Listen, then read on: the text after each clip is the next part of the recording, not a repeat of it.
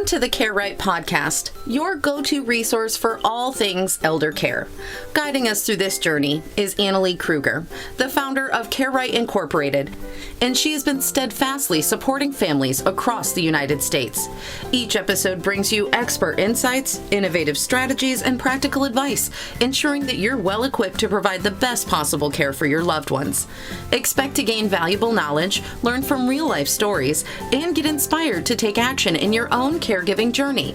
So buckle up as we dive into an in-depth discussion of elder care planning and together embrace the journey of caring for aging loved ones on the Care Right podcast.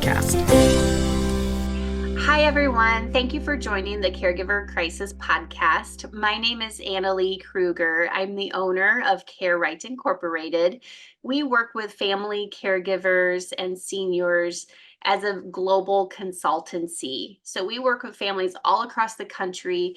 Typically, who calls us is the burned out, overwhelmed, stressed out, resentful family caregiver who has probably gotten thrust into the role of family caregiving without ever having any kind of family meeting about caregiving, or what do mom and dad have in place, like long-term care insurance? Are they on the waiting list of any different types of care communities? So usually, unfortunately, people come to us when they're in a pretty dire straits. They're in crisis mode and they really need help, and they need help now. So we are global consultants, and we do aging planning, crisis management, patient advocacy, dementia education for families so that they can better understand the disease process and how to manage it better. Help families understand the landscape of senior care, how to navigate senior care, understand death and dying and grief and changing family relationships and family dynamics, and all things aging and caregiving and dementia and end of life and senior care are what we specialize in. That's our area of expertise. As you know, if you've been on any of our podcasts or any of my podcasts, I always get really super cool guests that are doing amazing things out here in the world, and today is no different. Today we have Karen Wilkinson as our guest on the podcast today. So Karen, why don't you introduce yourself and just kind of share what is Karen and what is Karen up to?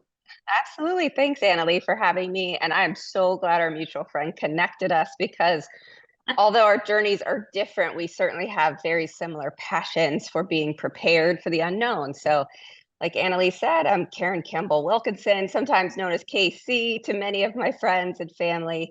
I've lived in Naples for 17 years now, previously a respiratory therapist. So I had a passion for organ donation and procurement. And little did I know that my husband would experience a health crisis that led us down the path of organ recipient this time. And we're going to talk a lot about that. But Annalee knows that I'm super passionate about having your stuff together, your documents in place. And because we were somewhat prepared for the very unexpected. So thank you for doing what you do, Annalee. And let's tell people all about this. Yeah, share your story, because it is I don't even know how it's powerful, I guess is the most general word, but it is something that will keep you up at night if you have Yes. not had any of these types of conversations with your family, and if you end up having a medical crisis. Yes. Totally unexpected. Life is good and we're healthy until we aren't. And so Yes. tell your story. We're coming up on the 3rd anniversary. I'm sure many of you have heard of this shutdown and pandemic. And our crisis occurred in 2021 when we thought this was kind of all over and people got more comfortable and out and about. And my husband is a urologist in town, surgeon. So healthy, you think like sterile procedures, masked, gloved. And he, became deathly ill with COVID. I had the fortunate experience of asymptomatic, didn't even know that was a true thing until I had it. And unfortunately, my husband got very, very ill to the point where he was mechanically ventilated, unable to answer for himself or make decisions. And I was thrust into that role of, goodness, I hope I'm doing what he wants done.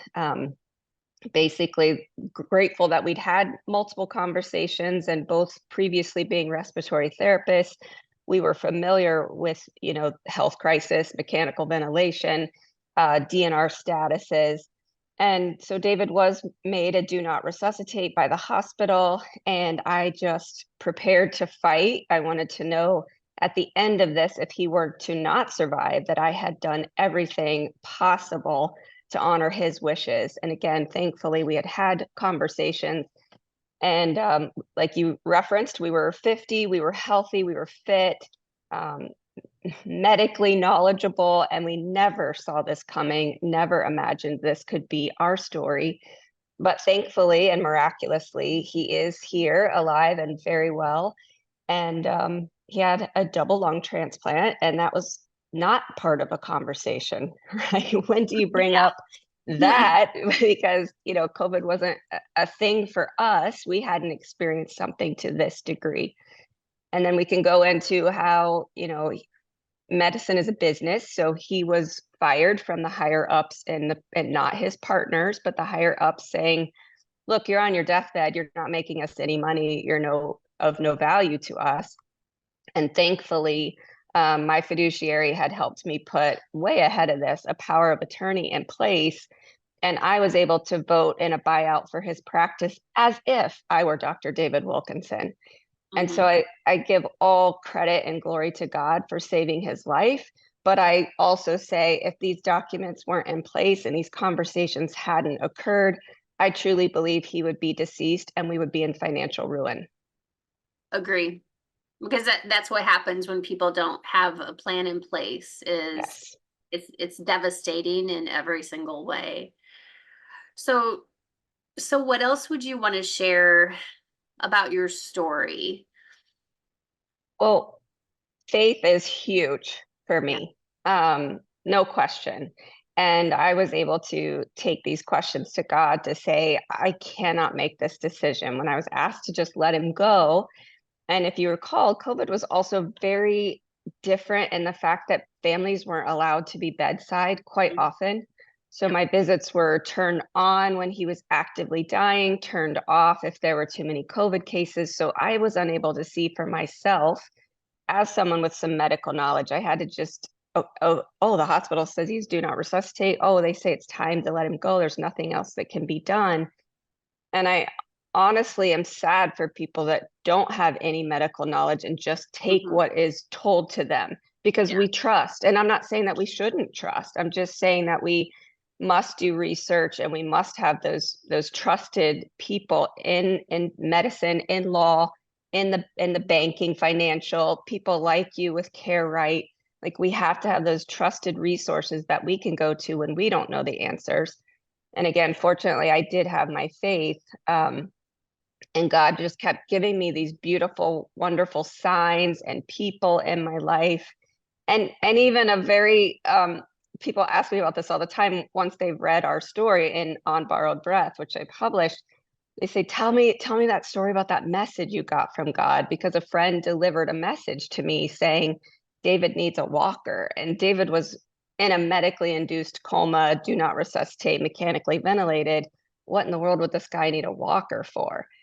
So there was also a big faith aspect for me, and God speaking through people and to me that did get us to this other side. Yeah. Your story is just, it gives me goosebumps. And, working with our Care Right clients on aging planning, which is mostly actually crisis planning, because people don't have these conversations about the what whens of aging, or what's our plan if our health changes. And there's a huge chunk of denial that people just think that we're never going to get sick, or we're never going to age, or we're never going to die, or we're going to die in our sleep, or, there's just so much of this, ignorance makes it sound like it's an ugly word, but ignorance just means that they're misinformed, right? And so there's a lot of denial and ignorance of course we're going to age, and of course we're going to get sick, and we don't get healthier and more mobile and more cognizant and more independent as we age. So from a more of an aging perspective, it just makes sense that we start having these conversations sooner rather than later, because then Yes. God forbid something like that happens, or people, a lot of times people will say, well, Annalee, what is the age that we should start Mhm. having these conversations? And I say right now, like this very Yes, moment today. I agree.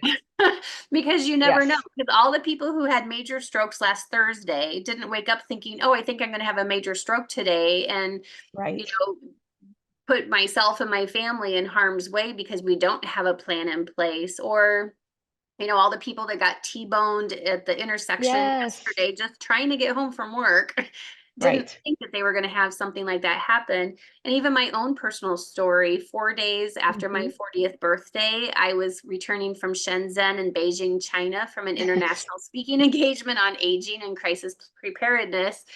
4 days after I got back, I was in Sheboygan, Wisconsin, because that's where I lived in the Milwaukee market and Mhm. had built Care Right in the Milwaukee market before I was totally virtual. And I got hit by a school bus. She was Right. distracted by the kids on the bus and blew through a four-corner stop. And I was the little what is that, hood ornament. Yes, And yes. so, but I practice what I preach. I carry my living will. I carry my Mhm. power of attorney. I carry like who to contact in case Yes. someone finds me incapacitated. Like, this is who you need to call, and I'm a do not resuscitate. So I carry all of Mhm. that with me. And I always have, because I work with people who didn't think about stuff like that, and then they find themselves in a really bad way. So those are some takeaways. Some of the other things that we wanted to talk about today, and this is how I know I got older, but I had a bus drive through my face. so Yeah, so I so you're doing great. so I'm doing okay because I have I still have my teeth and I can see, so that's good. Um, so let's see, we wanted to talk about a couple things, preparing for the unthinkable and discuss it with your family, having your affairs in order. Like with Care Right, one of the things that we do with our families is the grab and go binder. um, Yes.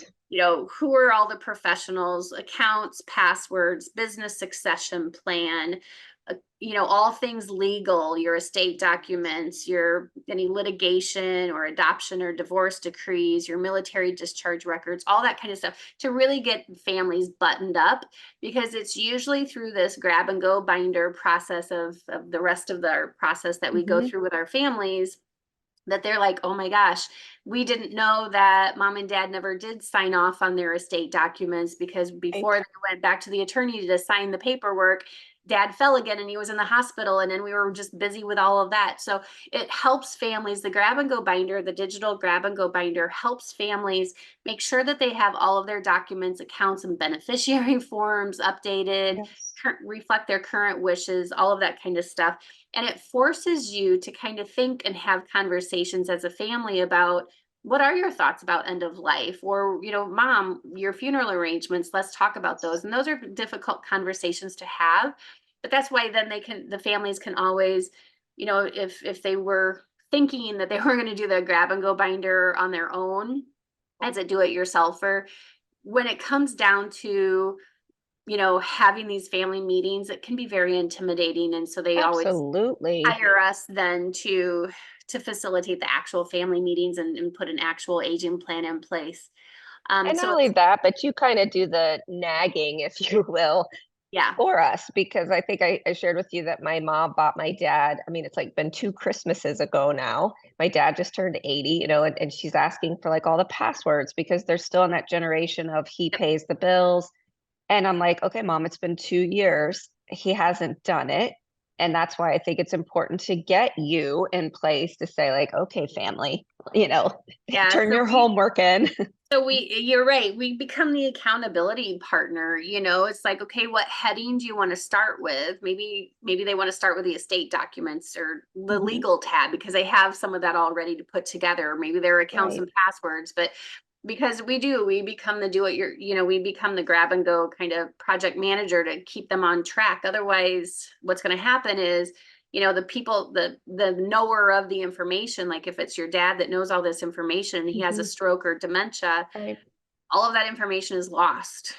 And right. then And then it's really, then families are really scrambling. So, and And organ donors, organ donors, yes. another important thing to, Mhm. and you cover that, and we talked about that a little bit too.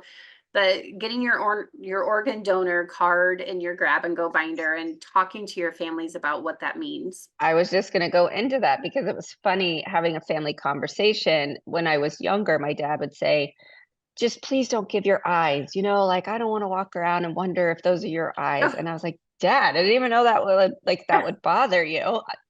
Don't worry. Sorry, Dad, if you're listening, they can have my eyes too. But it was good conversation to hear, hey, this part of it bothers me. Okay, let's talk through that. And I was able to let him know, like, these are corneas, Dad. They're not going to look like these big brown eyes that I have. You're not going to be recognizing them, And so I'm sure because of the fields that David and I were in, these were conversations because every shift someone was in a horrific traffic accident. Someone, had a new diagnosis. We worked the emergency department. So it was very natural for us. And so our kids are used to these conversations. Yeah. But now that they're in their 20s, we've even gone as far as to say, I know you don't have a huge savings account or huge investments, but do you have a beneficiary? And they've decided as brothers to make each other beneficiaries until they're married. And Yep. so it's just good to go through those conversations. And my fiduciary even found some accounts while David was incapacitated that we'd forgotten about, like we probably started them in our early 20s ahead of our marriage. And she's like, yeah, this is what happens. You have to go through every single account. There's no beneficiary on these. And she buttoned those up. So it's just conversations like that. You don't want to lose that to probate or to attorney fees. Right. And that's it. I think people don't realize how expensive probate is. And that's just that much Yes. less money in your pocket if you would have planned Yes. ahead. And yeah, it's going to cost some money, but you're going to lose more money if you don't plan ahead. That's just common sense. Absolutely, Annalee. And I'm glad you said that because I said to someone recently, they're like, we just don't feel like we can afford to get these together right now. And I said, you're looking at maybe $1,000. And I know it goes up from there.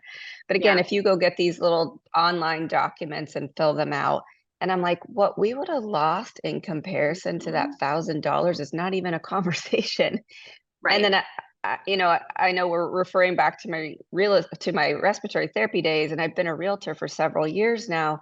And I have to go through this with the family. And when I have to tell them, like, you actually don't own this house.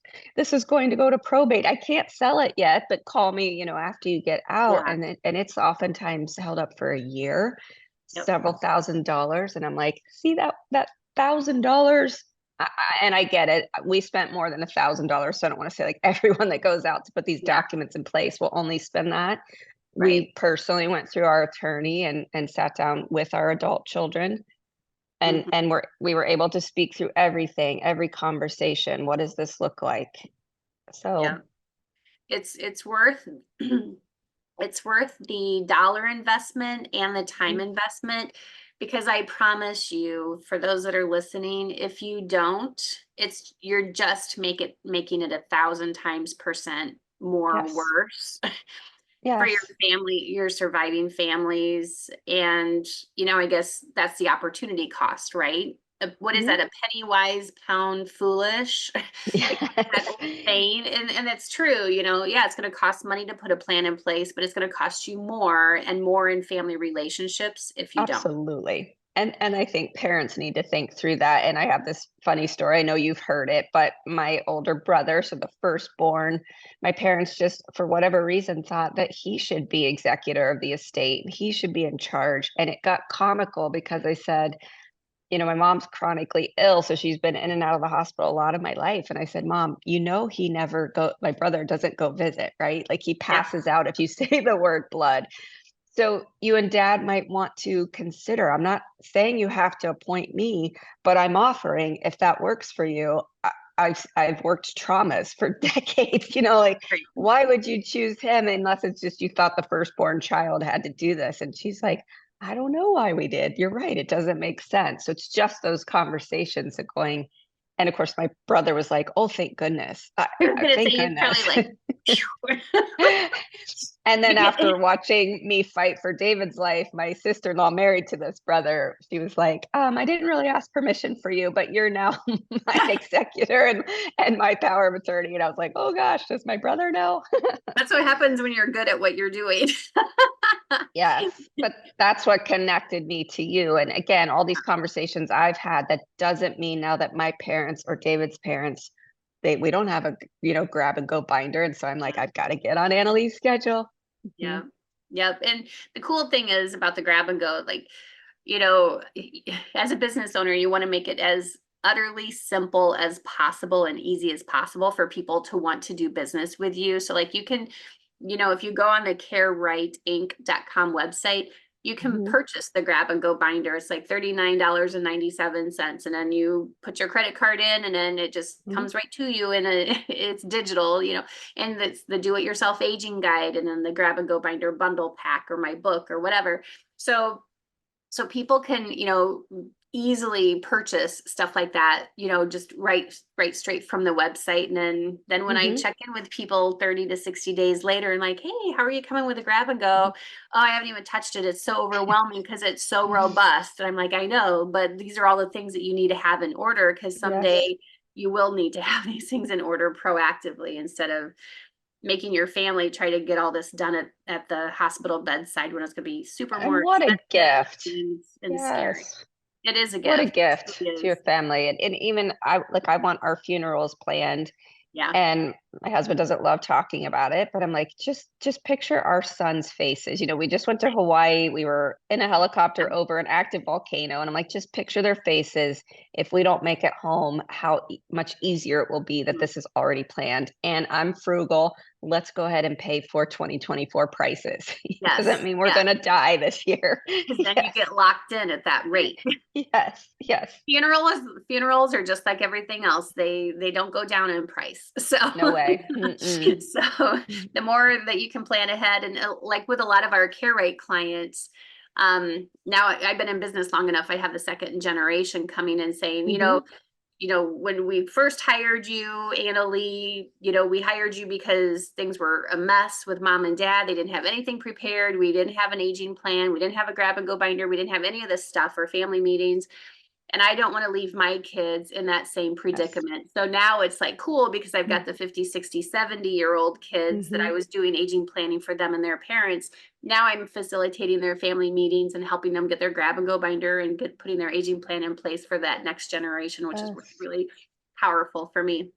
So let's talk about what are ways to advocate for a loved one when they are incapacitated? Because you brought up some really good bullet points of things that we could talk about on the podcast today. And I think we've given a ton of really helpful, valuable information, but what are some ways that people can advocate when someone's incapacitated? Well, again, I think this goes back to, hopefully you've had these conversations in place. And documented it. Yes. And I referenced, of course, having your team. Like, who are your resources? Who are the people that you trust? Who can you go back to? And having that accessible, whether it's a grab and go binder, or, we have these emergency contacts in our phone. Our boys know if something happens, there's two people that you call, and just having that plan in place, using your resources. There's no question. It's so funny because I don't have the bullets pointed in front of me still. So I'm like, what am I missing, Annalee? What did I say was also fantastic for resources? So you talked about registration for organ donation. How do they do that? So you can literally just go to, it's like, not in front of me. How do you like that? Organdonation.com. There's American Give. I wish I had all the links in front of me. I'll send them to you so we could give everybody. Donatelife.com, certainly a great one, and have those conversations. It's devastating, and I have seen it as a previous respiratory therapist, when those traumas come in and we realize that someone's brain dead, they're not going to make it, maybe that person has said that they're an organ donor, and now the family's like, I don't know, I didn't know, I don't want that. And you're like, we have to go back to honoring that person's wishes. This does not now become about you or about me. And I understand that this is a tragic experience and high emotion, which is why these conversations ahead of that are critical. Right. Yeah, because by the time they're coming to care, right? And I try so hard. That's why I do podcasts and speaking engagements and all this kind of stuff to say, look, consumer, this stuff can Yes. happen to you. So let's get ahead of it so that just in case if or when things change for you, we actually have all this stuff discussed and have a conversation about it. But why I made a point to like kind of butt in and say that it has to be documented is because I do family mediation, right? 85% of my families who come to me, their relationships are so sideways for a lot of different reasons. And a lot of it is because they're in crisis mode.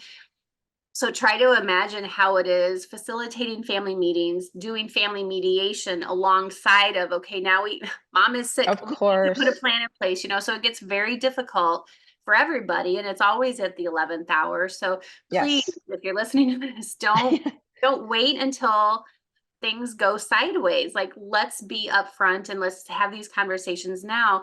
But so many times people have sidebar conversations with mom or something like that. And then they're like, well, she told me this is what she wants. I believe it. It has to be documented. It has to be documented. Like even with my healthcare power of attorney, my attorney looked at me like I was from Mars because she's like, you want what added to this?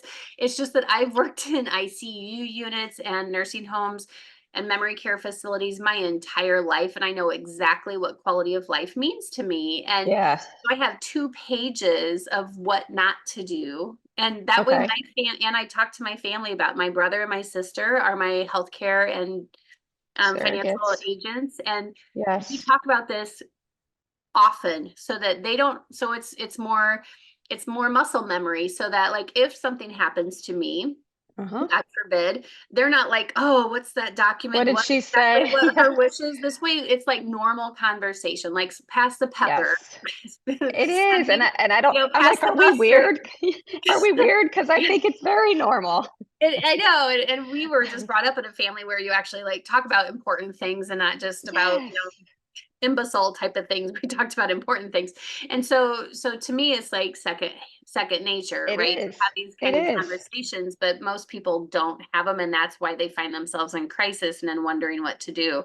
So takeaways from today. Number 1, family meetings. If you can't do it on your own, and don't be afraid to say that, wow, our family is just isn't one of those that can have a family meeting and have it be a productive type of meeting. That's what we can help you with at Care Right.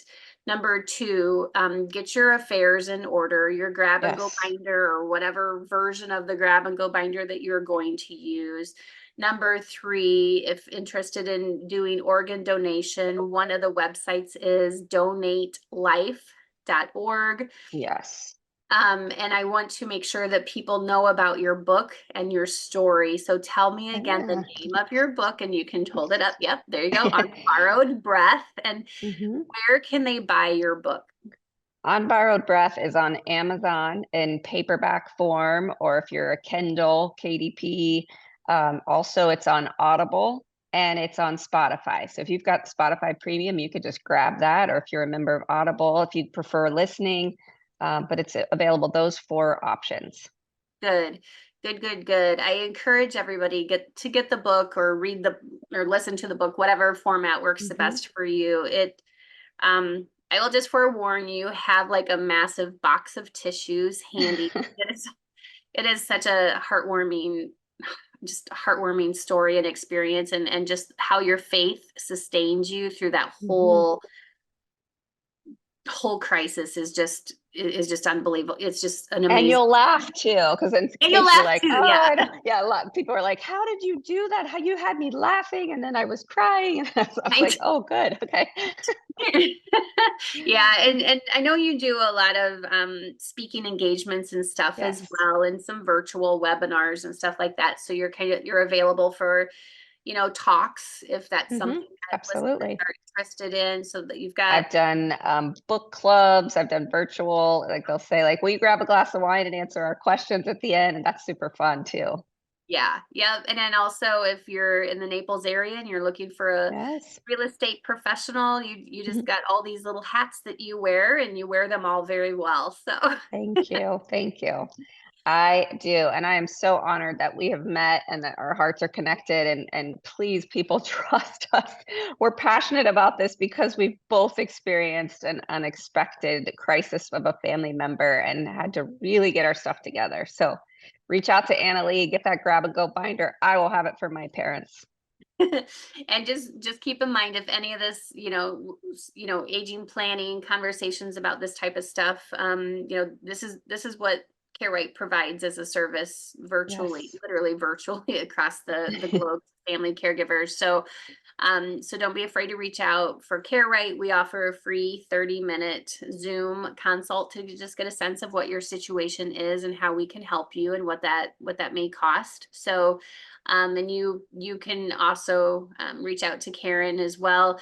When we publish this, you'll have the contact information for Karen. So if you do have questions or want to schedule speaking engagements or webinars or whatever, you'll have her contact information to reach out to her directly as well. So thank you a gazillion Thank times over you. again for all that you do, the impact that you make on so many people's lives. And I'm just so glad and so happy that David is back on track and he's okay. So Amen, sister. And thank you. you're welcome. Thank you so much, Karen.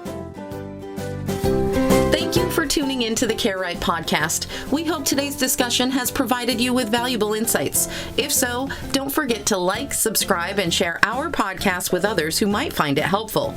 Remember, CareRight is more than just a podcast. It's a community dedicated to supporting family caregivers with comprehensive care planning, crisis management, and resources for every stage of aging.